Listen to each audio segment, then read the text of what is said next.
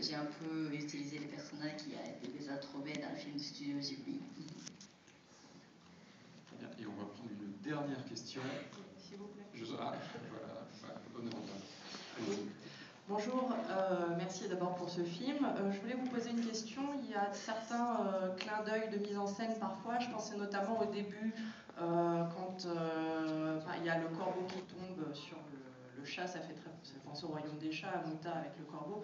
Ou encore quand Spiller s'envole, ça fait un peu penser à Pompoko.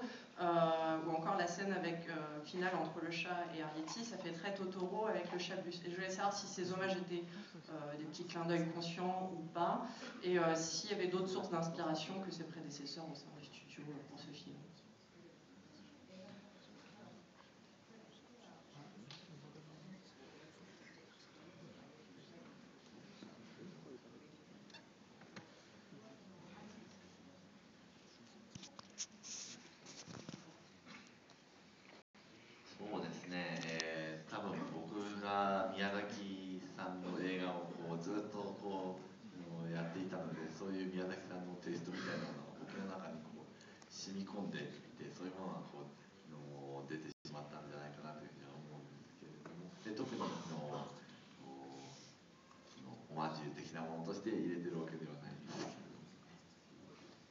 En fait, comme je travaille tout le temps dans le studio Ghibli avec Monsieur Miyazaki, j'étais toujours inspirée par lui, par son travail.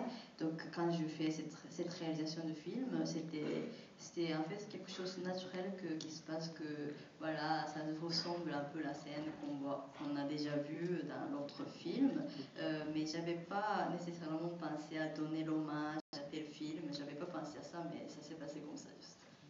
Et la dernière des dernières pour Monsieur Kevin. どうもありがとうございました。こんばんは、私の名前はレイアンです。Donc merci beaucoup pour ce magnifique film. Tous les films de Studio Ghibli nous font toujours rêver, donc merci beaucoup pour ça. J'aurais voulu poser ma question à Cécile Corbel. Donc c'est une question un peu difficile. Bonsoir Cécile. Bonsoir. Donc en fait, je sais que tous les films de Miyazaki, toute sa filmographie est magnifique, mais je suis très curieux et j'aurais voulu savoir quel est votre préféré. Question piège encore même.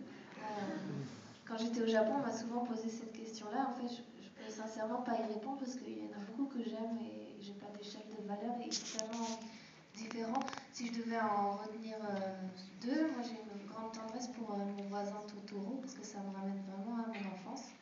Et puis un film de Takahata qui s'appelle Oroide Poro Poro, Souvenir goutte à goutte. J'aime beaucoup le rythme de ce film et la relation des personnages, la relation qu'ils ont avec la terre et la nature, ça m'avait beaucoup touchée. Puis cette façon de raconter des histoires avec des petits riens de la vie quotidienne qui sont très précieux, j'avais trouvé qu'il y avait du génie dans